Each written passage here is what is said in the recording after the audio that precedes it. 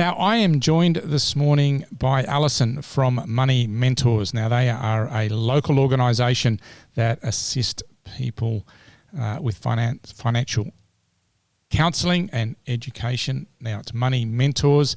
Now, I guess, good morning, Allison. How are you? I'm good, thank you. How are you? Not too bad. Well, just pop your microphone a little bit closer to the old mush. Is that better? Yeah, that's a lot better. Okay, now, I guess just to look at how things are at the moment, between May 22 and March 2023, the Reserve Bank of Australia has given us 10 rate rises, upwards of around an additional 3.5% on our home loans. Our national CPI is at 7.4%. Our housing is up 9.8%. Fuel is up 16.6% over the year. Food, 9.5%. Now, that's got to hurt, doesn't it? Yeah, definitely. Tell me about Money Mentors. Where do you guys fit in?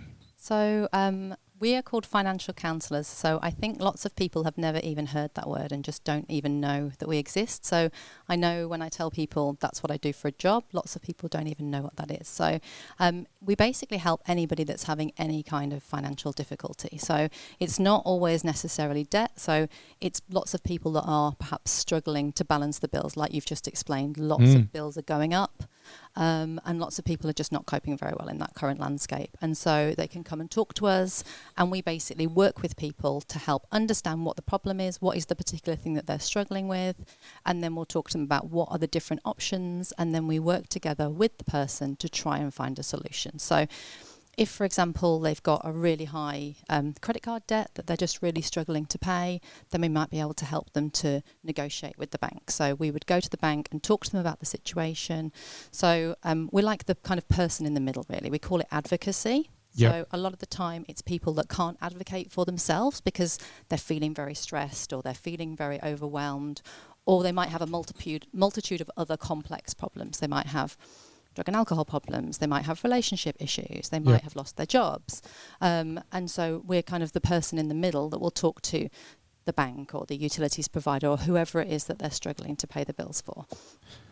So is there a fee for this service from Money Mentors? No, financial counselling by its very definition is free. We're not allowed to charge for our service at any point. So we could work with a client for a period of 2 years. We could see them regularly over that 2 years and help them with all the different problems they've got, hours and hours and hours of help, and at no point would you be ever stung for a fee.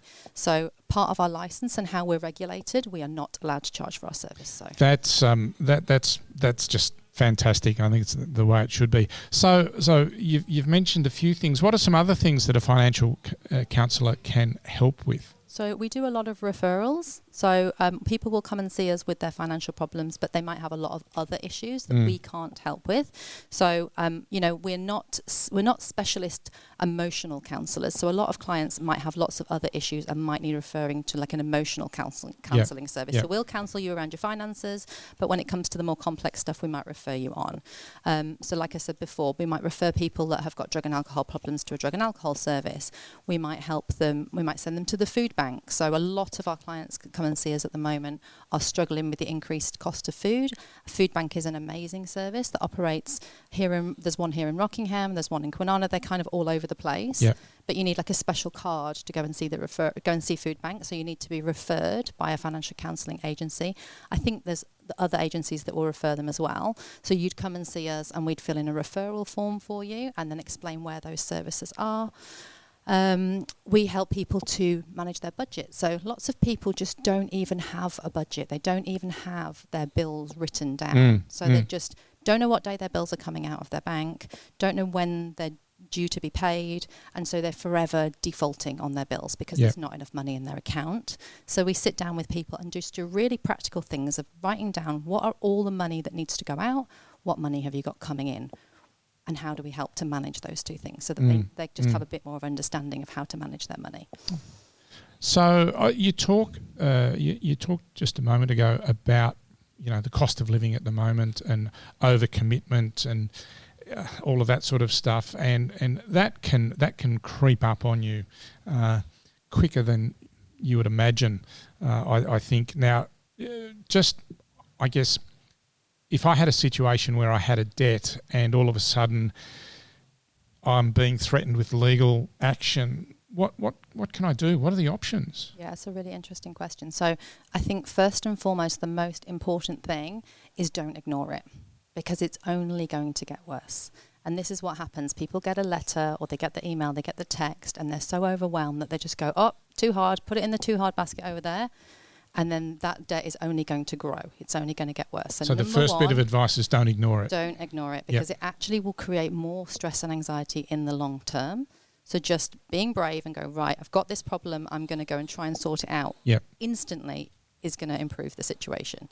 So it depends on the bill. So, for example, if it's a utilities debt, all of the utilities companies have different processes in place for what we call hardship. Yep. So that word hardship is something that before the Banking Royal Commission and before COVID, financial agencies and utilities companies weren't as comfortable with that word. They didn't necessarily know how to help people that are having financial problems.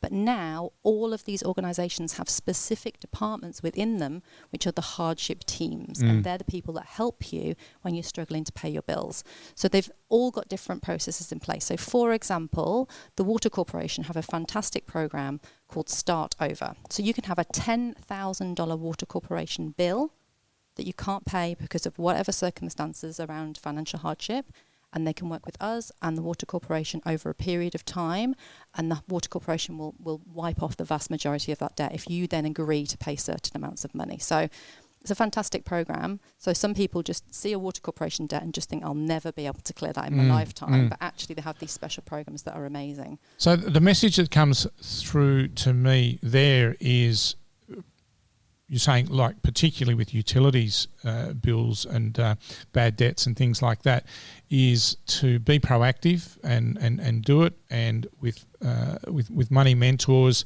they then, I guess, broker a situation with the utilities organisations, and they would rather work with people than work against them. So it's all about... They don't want to take you to court. They don't want to cut you off. That doesn't help them. That just makes their lives more difficult. They just want to help people. So for the person with the debt, it's about working with the utilities rather than sticking your head in the sand. Is that a fair thing to say? Yeah, absolutely. And the people on the end of the phone are lovely, because they've chosen to work in the hardship team because they want to help people. They're not working in the collections department chasing people for debts. They're working in the hardship team trying to help people. Yeah. So, they're just nice people, and they're always really lovely on the phone. So, okay, just say I've got a bad debt that's not utility. Say I've bought a car and I didn't insure it and I pranged it, or the engine blew up or something like that, but I've got the finance company still chasing me for that debt, that outstanding loan. Yeah, that can be more complicated, and it really depends on what the finance company is.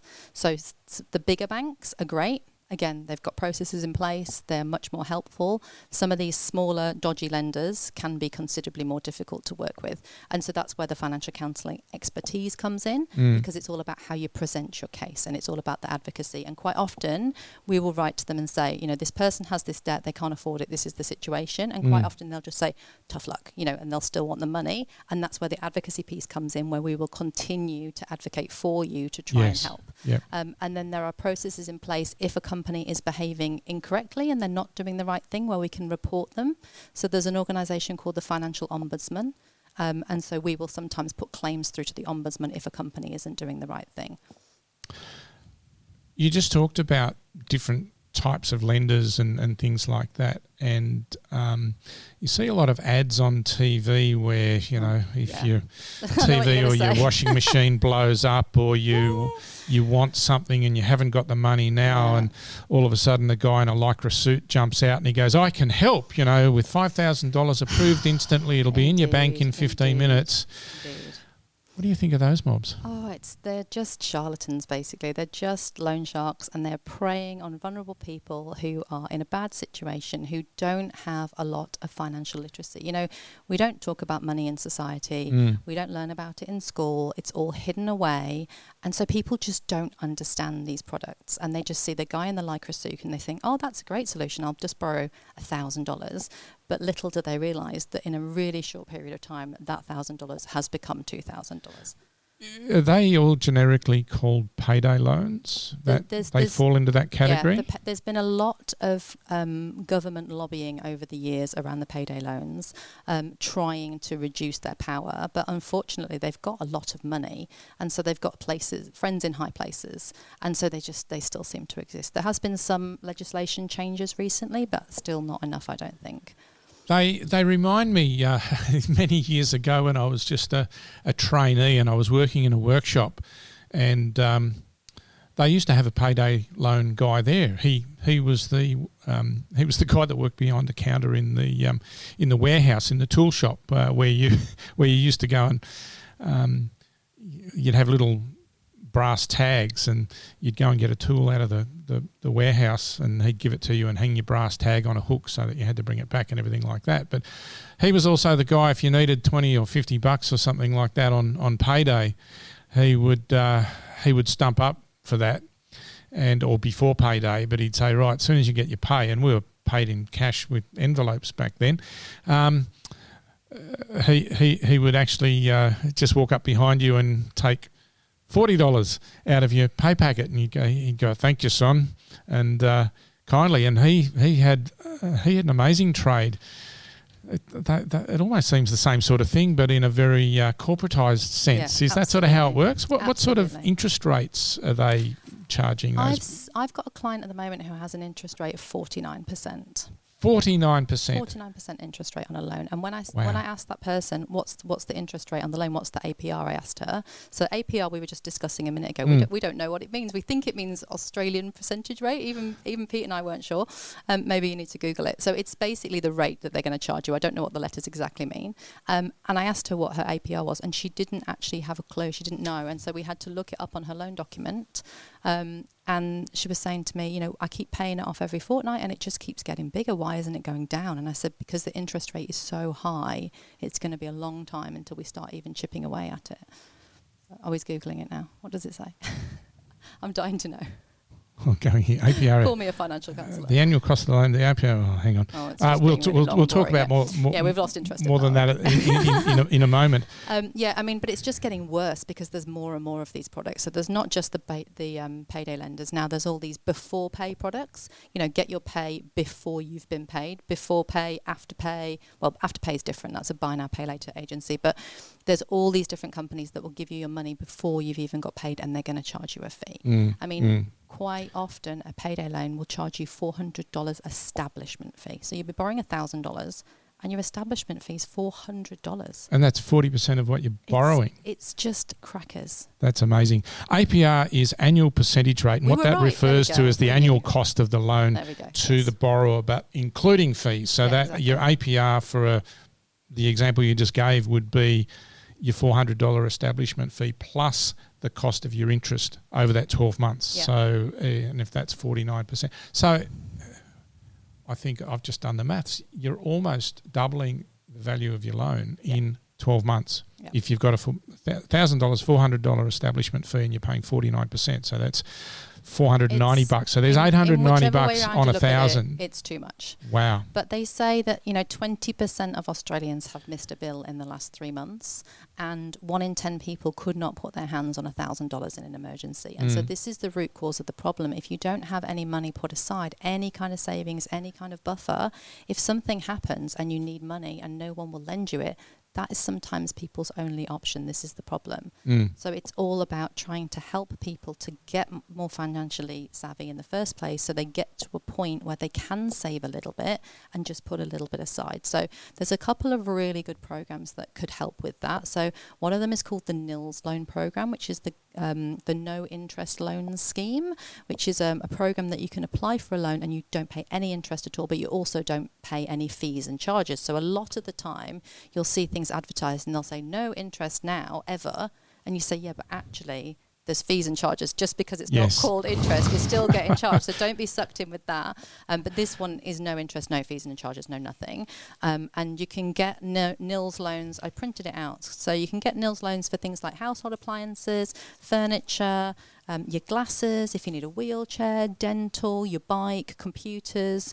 And they've also got a new scheme now where you can also get a car. You can get a NILS loan for a car. I think it's only up to $5,000, so it's not going to be the flashiest of cars, but they're a really good program. If you need some wheels, it would certainly help. And financial counsellors can help you apply for that. Money Mentors can help you with that. Yeah, we do. But it does take a while. This is another one of these problems. It's not instant. You're not going to get a nils loan tomorrow. Yep. You've got to come and you've got to prove that you can afford to pay it back, because it's responsible lending. So they're checking that really, if they lend you this money, is it going to put you into further financial hardship to pay it back? So long as it's not, then they will lend you it. But it's a process, and there's a lot of people applying for them. They're quite overwhelmed with applications. So, and also, so if you do it with a financial counsellor, you'll make sure that you do it correctly and all the correct paperwork is attached. And, it's lots of paperwork sometimes to do, so we can help with that. Another really, really, really amazing scheme that I keep going on and on about to everybody is the Saver Plus program. So anybody that has got school-aged children that has a benefit can apply for this program. Right. So you have to be on some sort of government benefit, but you have to have some sort of other income as well to check that you can afford to pay it off. But you can Google it and look up their eligibility criteria. And their program is really clever. So what they do is they get you to save money every week for a period of a year. Yep. Then at the end of the year, whatever you've managed to save, up to $500, they will then match it. So you will get $500 for free. So you'll have, at the end of the year, in theory, if you manage to save the full amount. I've heard of this one before. That is just a fabulous scheme. It's genius. But the idea is that the $500 that you save, you have to spend on your children. So it has to be spent on school books, excursions, uniform, all the things that we have to pay for anyway. Yeah. So, I was standing in the queue at my kids' primary school at the end of last year in the school uniform queue. And I was going down the line of all the mums going, right, who's on benefits? Who's eligible for this? This time next year, you could be standing here and you've got $500 to spend on uniforms that you wouldn't have to. And I think they all went, oh, yeah, that's a great idea. But I don't know if anyone actually gets around to doing the Googling and filling the forms in and actually getting enrolled. Yeah. And obviously, the sooner you enroll, the more likely you are to be able to reach that $500 over the year. So there's schemes out there that can help you. You just have to do the work to get enrolled and get involved in them. How much of the education that you're helping people with and the advocacy is assisting people develop good habits around money?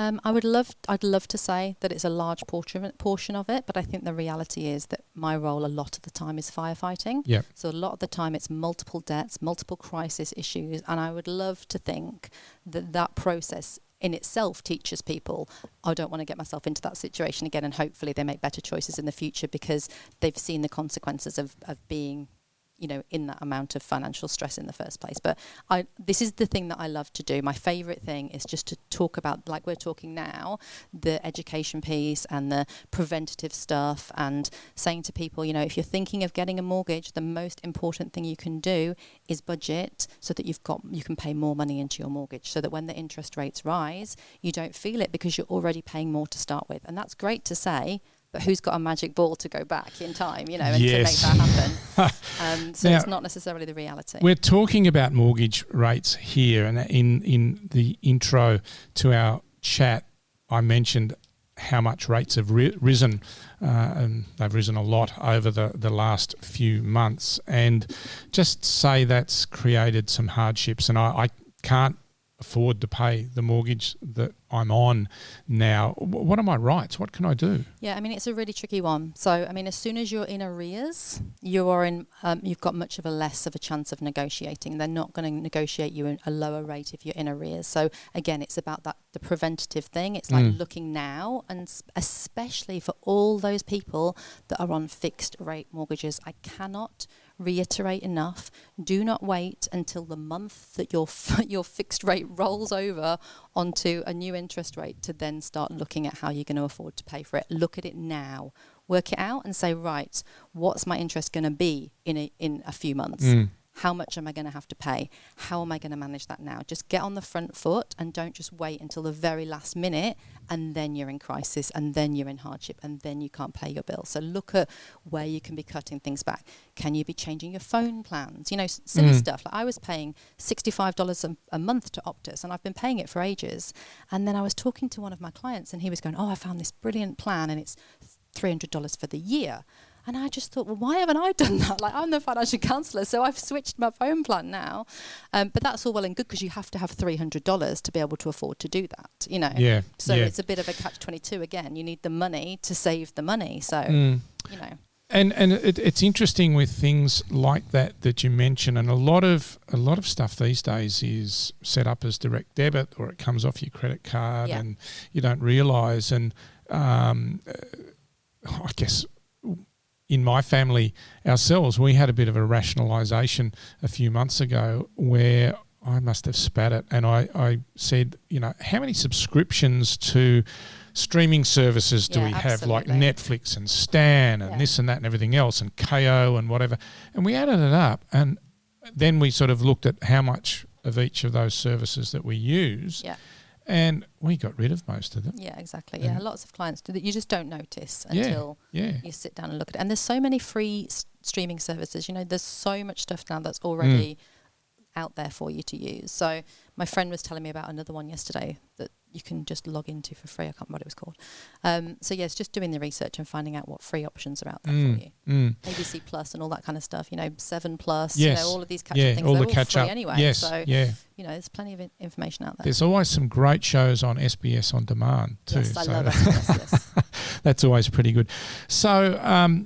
So Money Mentors is an organisation that provides their services for free as a community service, and it's around financial counselling and education and advocacy and things like that. Now, organisations like this, a bit like IPL Radio, don't happen without some supporters and big supporters. Do you want to give a shout out to your supporters or anything like that? He's pointing to me at this the is funding. off the website. I actually want to just give a shout out to my amazing volunteers. So we have Wendy and Sue that work on our reception. Wendy and Sue, if you're listening, probably not listening because I didn't tell them that I was on the radio because I forgot. So it's being recorded, so hopefully we can get them a copy. So they work on our reception. They answer the phone. They book people in for appointments. They refer people out if we're not able to help them. And they're both volunteers and they're both amazing.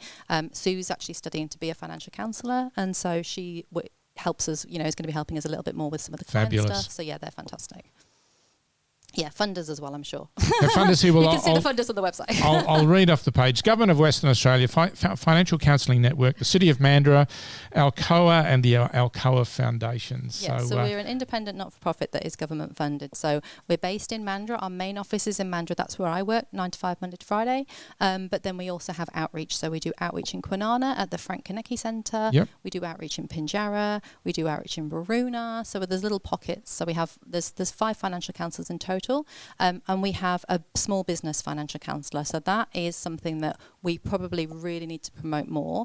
And that's an opportunity for someone that has a small business to have a specific financial counsellor to help them. As a small business owner and understanding the struggles that we have. I might get Taryn to come in and talk to you separately about the small business service. Yeah, I've been fortunate with my business so far. But look, I would love to make our chats with you or with somebody else from Money Mentors to come in and maybe talk about a specific service or item or a situation there's a million things. on a regular basis. That'd be wonderful. Yes, so many different services out there that can help people. How much did COVID impact people financially and the need and the call upon your services? It's very, very strange actually. If you talk to most people in the community services sector, what happened during COVID was funding. We all got so much more funding. Suddenly the government was just throwing money at community services. Well, that's a good thing.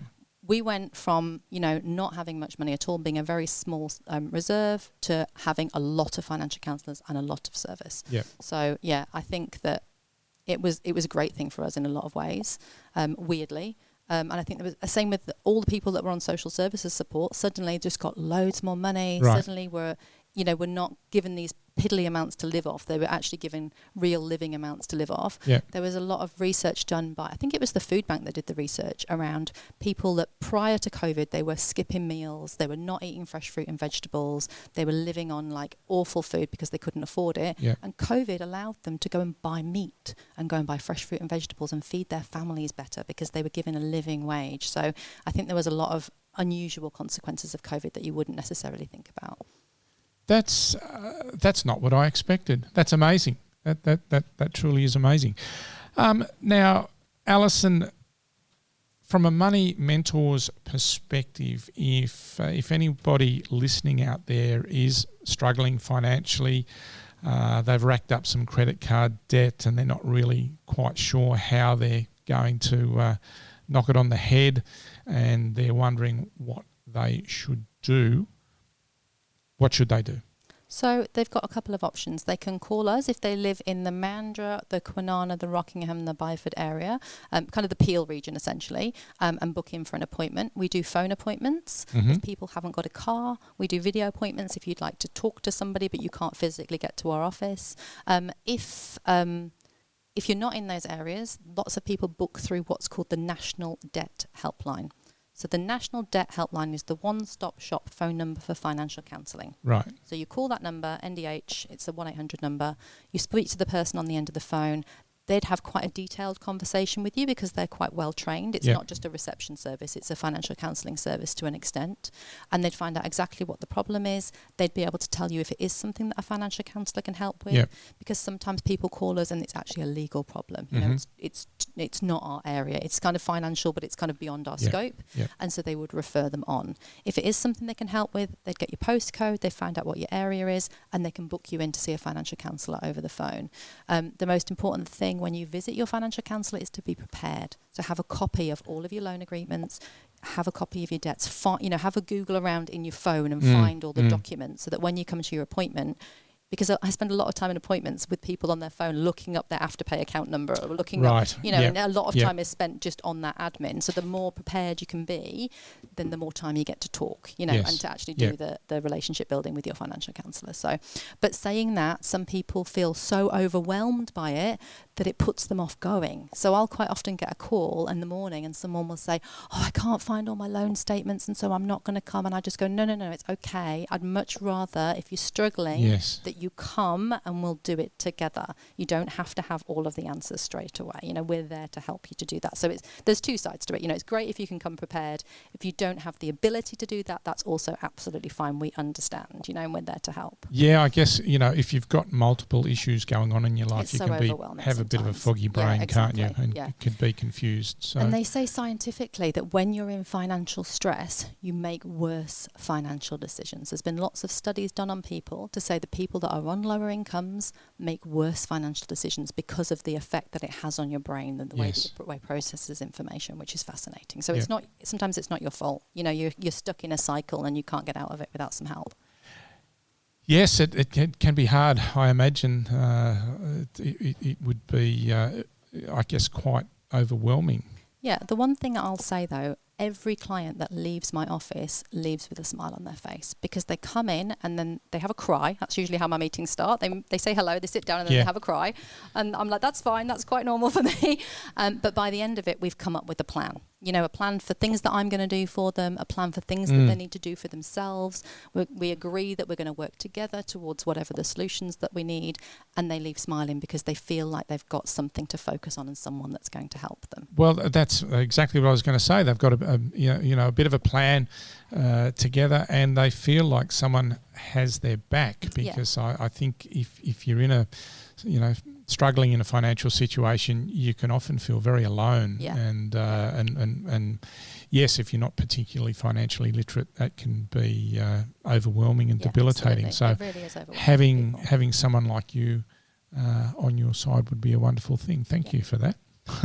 I love it. It's great. It's so lovely meeting all the people. Are always so interesting, and they've always got different stories as to how they've ended up in that situation.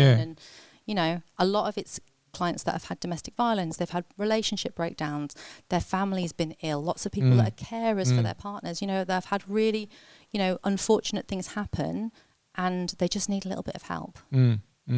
So what's the web address for Money Mentors? That's a very good question. Is it moneymentors.org.au? I should think so. Yeah. I'm actually redoing our website at the moment. Our website's not brilliant, so please, I do apologise. Oh yeah, my other volunteer, Bobby. So I've got Bobby that's helping me with my website. Hello, Bobby. She will definitely be listening. I'll make her listen to it. So yeah, she's fantastic. She's an intern from the McCusker program. She's going to help me redo my website, so it will get better. I promise. Fabulous. All right. So we've got moneymentors.org.au and the national hotline. The National Debt Helpline. The National Debt Helpline. The National Debt Helpline, That'll refer you on. Yeah. And anyone local, moneymentors.org.au. Just look them up. Any final advice or recommendations, Alison? We've had a wonderful chat today. No worries. There's a really good website called Ask Izzy, www.askizzy.org.au. That's got everything on it that you might need help with. It's got access to housing services, food services, domestic violence help, health things, Centrelink things, money things. It's a really good website, and it's quite easy to use, easy to navigate, well written. I'd recommend you having a look at that. And then, like I said before, so it's as much as we don't talk in society about money and we don't talk about finances, we also have more access to information than we have done at any time in history. So information about this stuff is at your fingertip. We've all got a smartphone. We all have a smartphone these days. I don't think I've met a single person that doesn't have a smartphone. My mum's here, even my mum's got a smartphone. Yes, yeah. So you can just Google it. There's information out there. There are amazing, amazing websites. Money Smart is the government website that has all the different tools and managing on low income, calculators to work out your mortgage rate, all of those tools out there. Yep. I have a good friend called Lacey Philippich. She wrote a book called Money School. She's got a really good website. She has all sorts of resources. You can get emails from her. I'm not getting commission or anything, but she's just, really into helping people to educate themselves around their money. And she's a local lady. She's from Fremantle. And so just Google it. Just Google and just look things up. Ask ChatGPT. Is that what it's called? This new app that everyone's obsessed with. Yes. I just having a play with that last night for the first time, and I asked it just for fun, how do I manage my money? Because I just wondered, and it gave me a really comprehensive, well-written answer. I was like, oh, that's really interesting. But then I asked it what a financial counsellor was, and it got really confused. It took it 40 minutes, and then it was trying to send me to like a financial advisor. So, ask ChatGPT. It told me about budgeting, saving, how to pay off your debts, how to invest, and how to manage your credit. It was genius. That's interesting. So I think I'd rather talk with you first. Yes, maybe. But I'm not always here, so. But Alison, it's been a wonderful chat today, really, and some great information there. And I'd certainly love to catch up with you or one of your staff again in the near future. That would be great. Now, we were talking before about a Lady Gaga song that you quite like at the moment, but I'm afraid I haven't got that. So we might just have to refer. From In the Shallows from the movie. Maybe it's because it's Bradley Walsh as well, maybe. He sings it with her. Next time we chat, I'll have it for you. Well, I'd have to sing if you played it, so it's probably a best good thing that you didn't. So we can get a bit of karaoke happening. All right, Alison from Money Mentors here in our local region, Perth Peel, Mandurah based. Thank you very much for thank you for having a chat and I'm going to play you this song when you've talking about money.